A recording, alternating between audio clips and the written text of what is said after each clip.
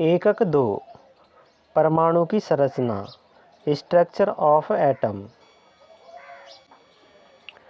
उद्देश्य, इस एकक के अध्ययन के बाद आप इलेक्ट्रॉन, प्रोटॉन तथा न्यूट्रॉन की खोज एवं उनके अभिलक्षणों से परिचित हो सकेंगे। थॉमसन, रदरफोर्ड एवं बोर के परमाणु मॉडलों का वर्णन कर सकेंगे। परमाणु के क्वांटम यांत्रिकी मॉडल के महत्वपूर्ण लक्षणों को समझ सकेंगे। विद्युत चुम्बकीय विकिरणों की प्रकृति एवं प्लांक के क्वांटम सिद्धांत को समझ सकेंगे। प्रकाश, विद्युत प्रभाव तथा परमाणुओं के स्पेक्ट्रमों के लक्षणों का वर्णन कर सकेंगे। द ब्रोगली संबंध तथा हाइजेनबर्ग अनिश्चितता सिद्धांत को अभिव्यक्त कर सकेंगे। परमाणु कक्षक को क्वांटम संख्याओं के रूप में परिभाषित कर सकेंगे। ऑफ-बो सिद्धांत, पाउली का अपवर्जन सिद्धांत तथा हुंड का अधिकतम बहुपता नियम का वर्णन कर सकेंगे। परमाणुओं के इलेक्ट्रॉनिक विन्यास लिख सकेंगे।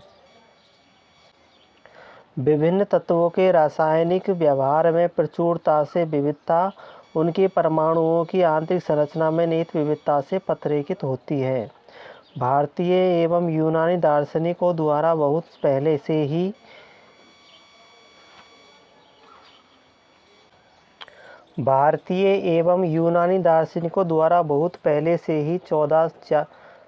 बहुत पहले से ही 400 ईसा पूर्व परमाणुओं के अस्तित्व को प्रस्तावित किया गया था। उनका विचार था कि परमाणु द्रव्य के मूल संरचनात्मक भाग होते हैं। उनके अनुसार पदार्थ के लगातार विभाजन से अंततः परमाणु प्राप्त होता है, जिसे और विभाजित नहीं किया जा सकता। परमाणु शब्द ग्रीक भाषा से उत्पन्न हुआ है, जिसमें एटोमियो का अर्थ है न काटे जाने वाला, अनकटेबल या अविभाज्य, नॉन डिविजिबल होता है। पहले ये विचार केवल कल्पना पर आधारित थे और इनका प्रायोगिक परीक्षण कर पाना संभव नहीं था। बहुत समय तक ये विचार किसी प्रमाण के बिना ऐसे ही चलते रहे। परंतु 18वीं शताब्दी में वैज्ञानिकों ने इन पर फिर से बल देना शुरू कर दिया। सन 1808 में जॉन डाल्टन नामक एक ब्रिटिश स्कूल अध्यापक ने पहली बार वैज्ञानिक आधार पर द्रव्य का परमाणु सिद्धांत प्रस्तुत किया। उनकी सिद्धांत, जिसे डाल्टन का परमाणु सिद्धांत कहा जाता है, परमाणु को पदार्थ का मूल कण एकक एक माना है।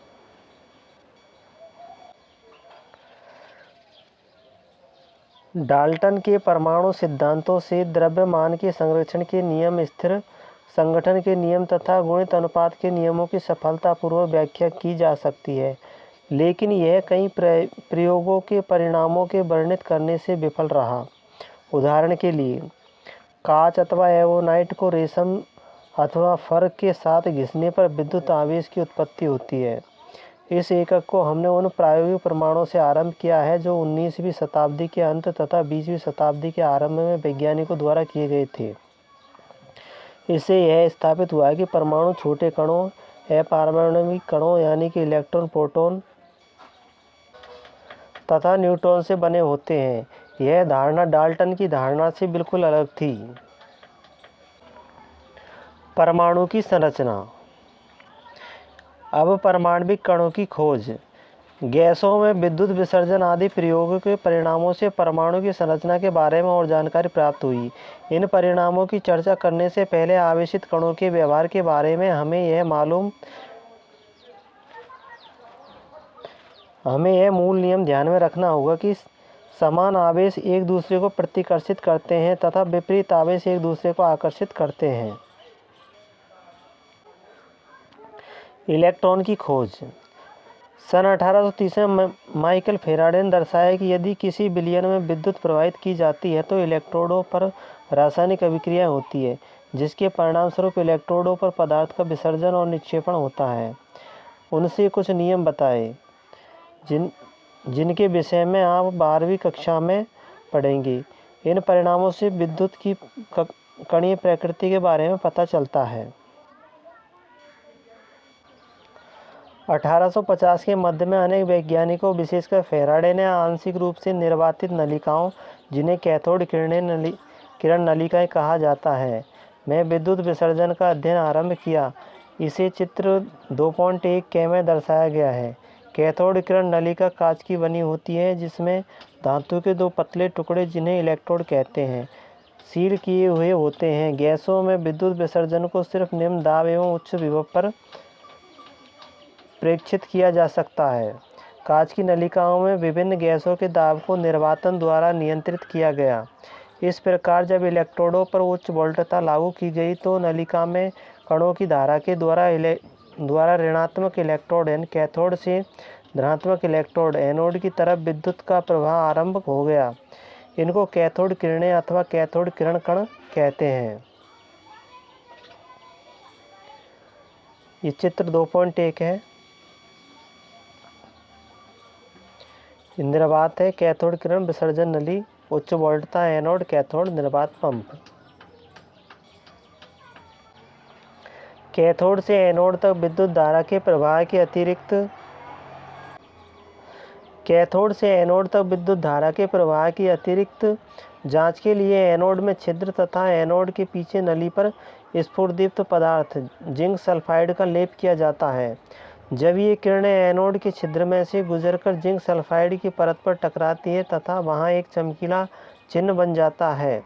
चित्र 2.1 में इस प्रयोग के परिणाम का सारांश निम्नलिखित है। सछिद्र एनोड युक्त एक कैथोड किरण विसर्जन नली। ये चित्र है। कैथोड एनोड, उच्च वोल्टता, प्रतिदीप्त लैंप, निर्वात पंप। कैथोड किरणें कैथोड से आरंभ होकर एनोड की ओर गमन करती है। ये किरणें स्वयं दिखाई नहीं देती, परंतु इनके व्यवहार को गैसों तथा कुछ निश्चित प्रकार के पदार्थों, स्फुरदीप्त तथा प्रदीप्त की उपस्थिति में देखा जा सकता है। ये पदार्थ इन किरणों से टकराने से चमकते हैं। टेलीविजन चित्र नलिका कैथोड किरण नलिका होती है। टीवी पर्दा स्फुरदीप्त एवं प्रतिदीप्त पदार्थ से लेपित होता है, जिस पर चित्र प्रतिदीप्त होते हैं। विद्युत और चुंबकीय क्षेत्रों की अनुपस्थिति में ये किरणें सीधी दिशा में गमन करती है।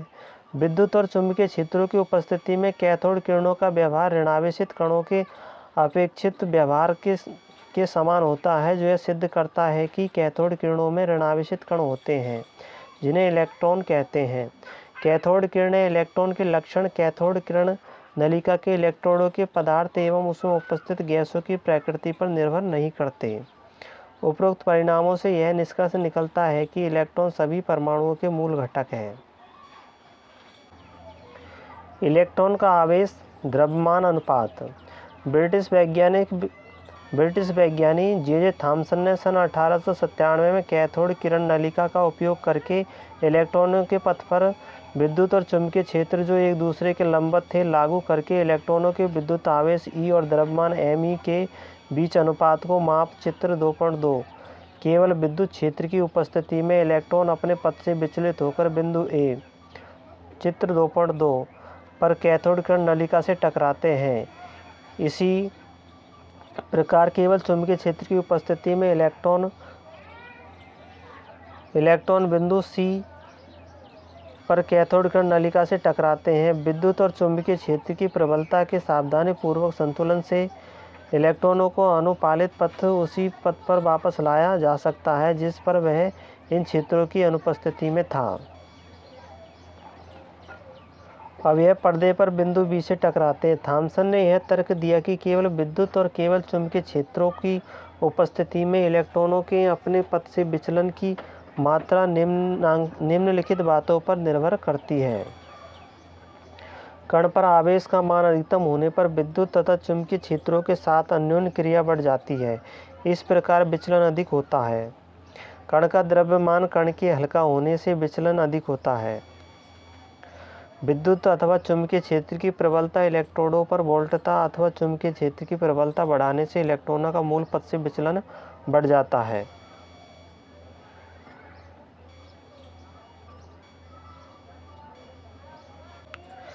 इलेक्ट्रॉन के आवेश और द्रव्यमान के बीच अनुपात का निर्धारण करने वाला उपकरण है।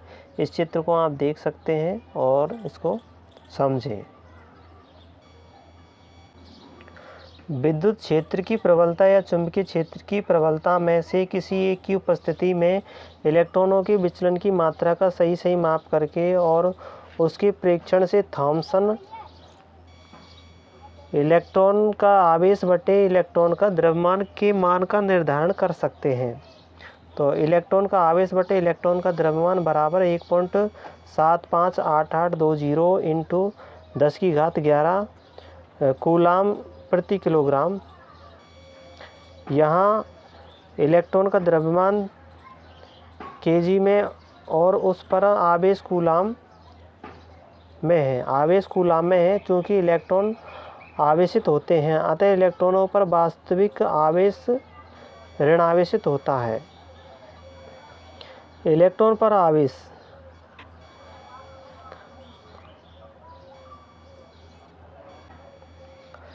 R.A. मिलिकन 1868 से 1953 ने इलेक्ट्रॉन पर आवेश के निर्धारण के लिए एक विधि तैयार की जो तेल बूंद प्रयोग कहलाता है। 1906 से 1914 तक उन्होंने पाया कि इलेक्ट्रॉन पर आवेश -1.6 इंटू 10⁻−19 कूलाम, विद्युत आवेश का नवीनतम मान 1.602176 इंटू 10⁻−19 कूलाम है। थॉमसन के E/m अनुपात के मान से इन परिणामों को संयुक्त करके इलेक्ट्रॉन का द्रव्यमान निर्धारित किया जाता है। Me बराबर इलेक्ट्रॉन पर आवेश बटे इलेक्ट्रॉन पर आवेश बटे Me बराबर 1.602176 इंटू 10⁻−19 कूलाम बटा 1.758820 इंटू 10⁻11 कूलाम प्रति किलोग्राम बराबर 9.1094 गुणा 10⁻31 किलोग्राम।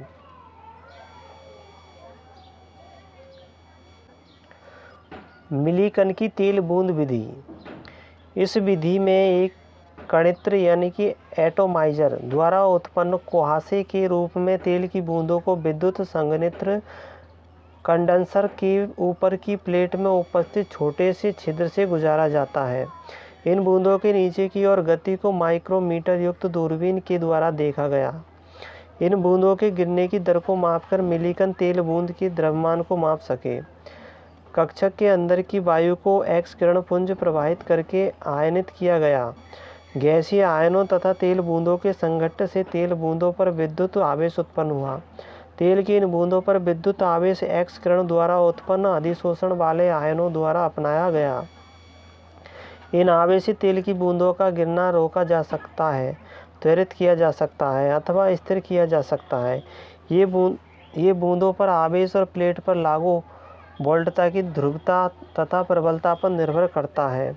तेल की बूंदों की गति पर विद्युत क्षेत्र प्रबलता के प्रभाव को ध्यानपूर्वक माप कर मिलिकन ने यह निष्कर्ष निकाला कि बूंदों पर विद्युत आवेश Q का परिमाण हमेशा विद्युत आवेश E का गुणांक होता है, अर्थात Q बराबर Ne, जहाँ N बराबर 1, 2, 3 अनंत होता है। मिलिकन का तेल बिंदु प्रयोग है। आवेश मापन के लिए मिलिकन का तेल की बूंद उपकरण। कक्षक में गतिमान तेल की बूंद पर कार्यकारी बल गुरुत्वाकर्षण, विद्युत क्षेत्र के कारण विद्युत स्थैतिक तथा शांता तलकर्षण बल। प्रोटॉन तथा न्यूट्रॉन की खोज। परिवर्तित कैथोड किरण नलिका में किए गए विद्युत विसर्जन से धनावेशित कणों की खोज हुई, जिन्हें कैनाल किरणें भी कहा जाता है। इन धनावेशित कणों के अभिलक्षण निम्न प्रकार है, अग्रलिखित है। कैथोड किरणों के विपरीत धनावेशित कण का द्रव्यमान कैथोड किरण नलिका में उपस्थित गैस की प्रकृति पर निर्भर करता है। ये साधारण धनावेशित गैसीय आयन होते हैं। कणों के आवेश और द्रव्यमान का अनुपात उस गैस पर निर्भर करता है जिससे ये उत्पन्न होते हैं। कुछ धनावेशित कण विद्युत आवेश की मूल इकाई के गुणक होते हैं। चुंबकीय तथा विद्युत क्षेत्रों में इन कणों का व्यवहार इलेक्ट्रॉन तथा कैथोड अथवा कैथोड किरण द्वारा प्रेक्षित व्यवहार के विपरीत है। सबसे छोटा और हल्का धनायन हाइड्रोजन से प्राप्त हुआ था, इसे प्रोटॉन कहते हैं। इस धनावेशित कण का पृथक्करण और इसके लक्षण की पुष्टि सन 1919 में हुई थी। बाद में परमाणु में एक विद्युत उदासीन कण की आवश्यकता महसूस की गई।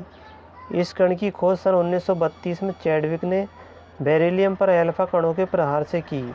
जब प्रोटॉनों के बाहर से कुछ अधिक भार वाले विद्युत उदासीन कण निर्गमित हुए, उन्होंने इन कणों को न्यूट्रॉन कहा। इन मूल कणों के महत्वपूर्ण गुण सारणी 2.1 में दिए गए हैं।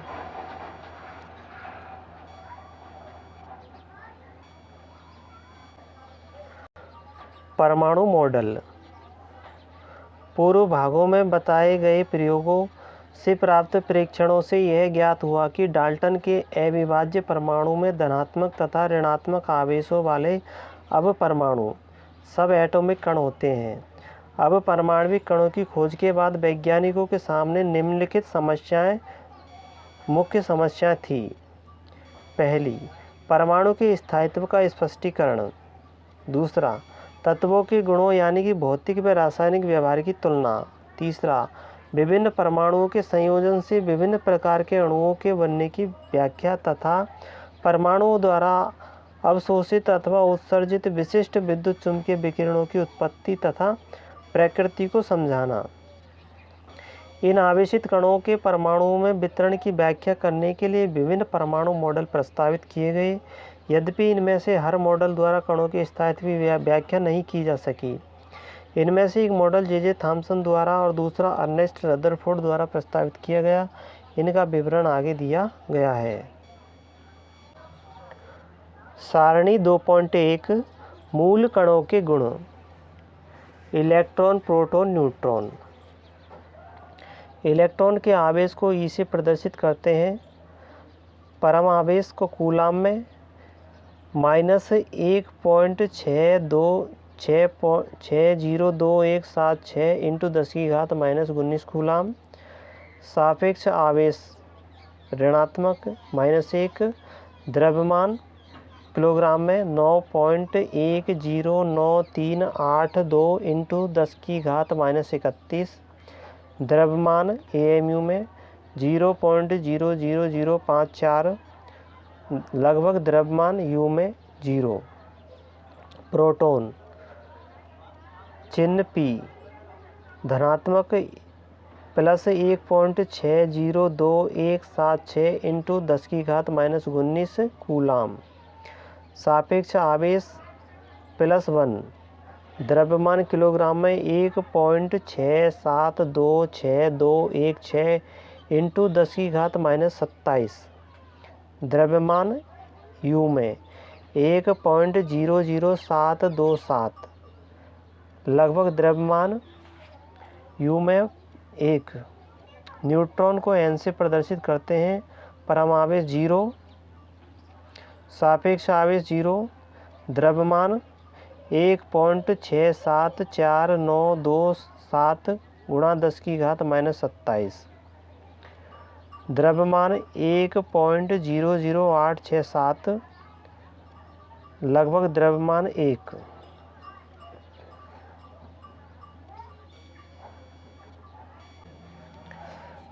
परमाणु का थॉमसन मॉडल।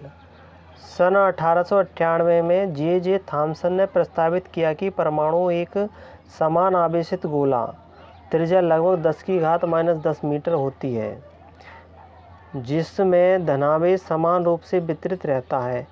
इसके ऊपर इलेक्ट्रॉन इस प्रकार स्थित होते हैं कि उससे स्थायी स्थिर विद्युत व्यवस्था प्राप्त हो जाती है। चित्र 2.4। इस मॉडल को विभिन्न प्रकार के नाम दिए गए हैं। उदाहरणार्थ plum pudding model, plum pudding, resin pudding अथवा तरबूज मॉडल, वाटरमेलन। इस मॉडल में परमाणु के धनावेश को पुडिंग अथवा तरबूज के समान माना गया है, जिसमें इलेक्ट्रॉन क्रमशः प्लम अथवा बीज की तरह उपस्थित है। इस मॉडल का एक महत्वपूर्ण लक्षण यह है कि इसमें परमाणु का द्रव्यमान पूरे परमाणु पर समान रूप से बटा हुआ माना गया है। यद्यपि यह मॉडल परमाणु की विद्युत उदासीनता को स्पष्ट करता था, किंतु यह भविष्य के प्रयोगों के परिणामों के संगत नहीं पाया गया। थॉमसन को सन 1906 में भौतिकी में गैसों की विद्युत चालकता पर सैद्धांतिक एवं प्रायोगिक जांच के लिए नोबेल पुरस्कार से सम्मानित किया गया था।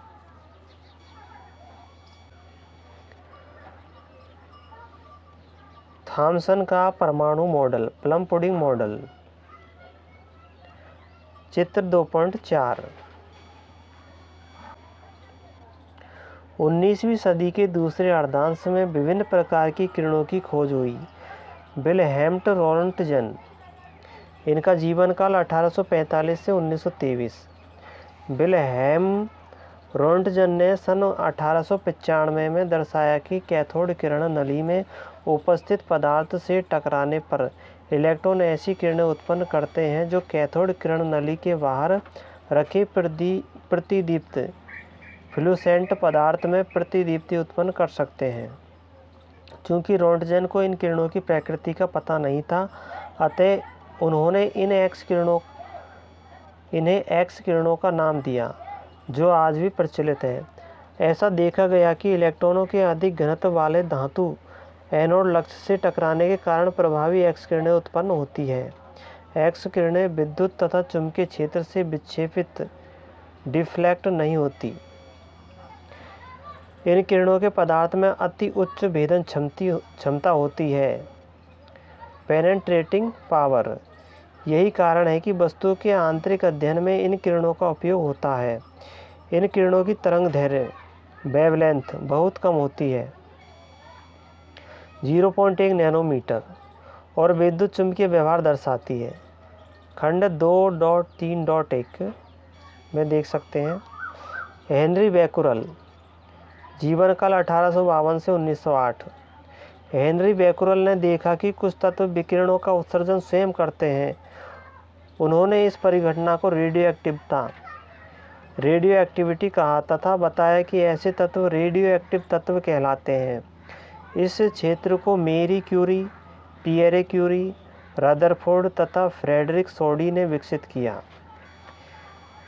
इसमें 3 प्रकार की किरणें अल्फा, बीटा, गामा का उत्सर्जन देखा गया। रदरफोर्ड ने पाया कि एक्स किरणों में 2 इकाई धनात्मक आवेश और 4 इकाई परमाणु द्रव्यमान वाले उच्च ऊर्जा वाले कण होते हैं। उन्होंने यह निष्कर्ष निकाला कि अल्फा कण हीलियम नाभिक होते हैं, क्योंकि 2 इलेक्ट्रॉनों के साथ मिलकर अल्फा कण हीलियम गैस प्रदान करते हैं। बीटा किरणें इलेक्ट्रॉनों के समान ऋणात्मक आवेश वाले कण होते हैं। गामा किरणें एक्स किरणों के समान उच्च ऊर्जा विकिरण होते हैं, जिनकी प्रकृति उदासीन होती है और जिनका कोई कण नहीं होता। भेदन क्षमता सबसे कम अल्फा किरणों की, इसके बाद बीटा किरणों की अल्फा कणों से 100 गुना अधिक होती है। सबसे अधिक गामा किरणों की अल्फा कणों से 1000 गुना अधिक होती है। 2.2. रदरफोर्ड का नाभिकीय परमाणु मॉडल। रदरफोर्ड और उसके विद्यार्थियों ने हैंस गीगर और अर्नेस्ट मार्सडेन ने बहुत पतली सोने की पन्नी गोल्ड फॉइल पर अल्फा कणों की बौछार की। रदरफोर्ड के प्रसिद्ध अल्फा कण प्रकीर्णन प्रयोग को चित्र 2.5 में दिखाया गया है। सोने की पतली पन्नी 100 नैनोमीटर मोटाई की ओर लक्ष्य करके एक रेडियोएक्टिव स्रोत से उच्च ऊर्जा वाले अल्फा कणों को भेजा गया। इस पतली पन्नी को घेरते हुए वृत्ताकार प्रतिदीप्तिशील यानी फ्लूसेंट जिंक सल्फाइड से बना स्क्रीन रखा गया। जब कोई अल्फा कण इस स्क्रीन से टकराता है तो प्रकाश की स्फुरदीप्ति यानी फ्लैश उत्पन्न होती है। प्रकीर्णन अनुप्रयोग के परिणाम काफ़ी अनपेक्षित थे। थॉमसन के परमाणु मॉडल के अनुसार पत्ती में उपस्थित सोने के प्रत्येक परमाणु का द्रव्यमान पूरे परमाणु पर एक समान रूप से बटा हुआ होना चाहिए। अल्फा कणों में ऊर्जा इतनी अधिक होती है कि वे द्रव्यमान के ऐसे समान वितरण को भी सीधे पार कर जाएंगे उन्होंने अपेक्षा की कि पत्ती से टकराने के बाद कणों की गति धीमी हो जाएगी और उनकी दिशा बहुत कम कोण से बदल जाएगी। उन्होंने देखा कि अधिकांश अल्फा कण सोने की पत्ती से विक्षेपित हुए बिना निकल गए।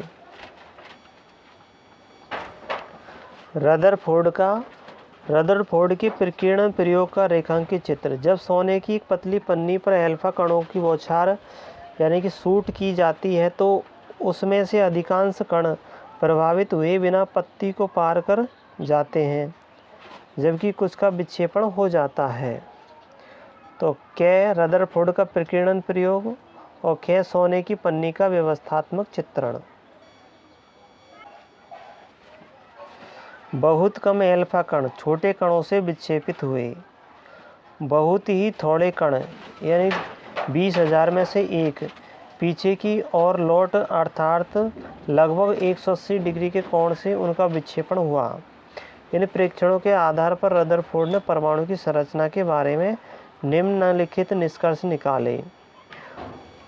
परमाणु के अंदर अधिकांश स्थान रिक्त होता है क्योंकि अधिकांश अल्फा कण सोने की पन्नी को पार कर जाते हैं। कुछ ही धनावेशित अल्फा कण विक्षेपित होते हैं। यह विक्षेप अवश्य ही अत्यधिक प्रतिकर्षण बल यानी कि रिपल्सिव फोर्स के कारण होता है। इससे यह पता चलता है कि थॉमसन के विचार के विपरीत परमाणु के अंदर धनावेश समान रूप से बटा हुआ नहीं है। धनावेश बहुत कम आयतन के अंदर संकेंद्रित होना चाहिए, जिससे धनावेशित अल्फा कणों का प्रतिकर्षण और विक्षेपण हुआ हो। तीसरा, रदरफोर्ड ने गणना करके दिखाया कि नाभिक का आयतन परमाणु के कुल आयतन की तुलना में अत्यंत कम या नगण्य होता है। परमाणु की त्रिज्या लगभग 10⁻⁻10 मीटर होती है, जबकि नाभिक की त्रिज्या लगभग 10⁻⁻15 मीटर होती है। आकार के इस अंतर का अंदाज इस बात से लगाया जा सकता है कि यदि नाभिक को क्रिकेट की गेंद जितना माना जाए तो परमाणु की त्रिज्या लगभग 5 किलोमीटर होगी।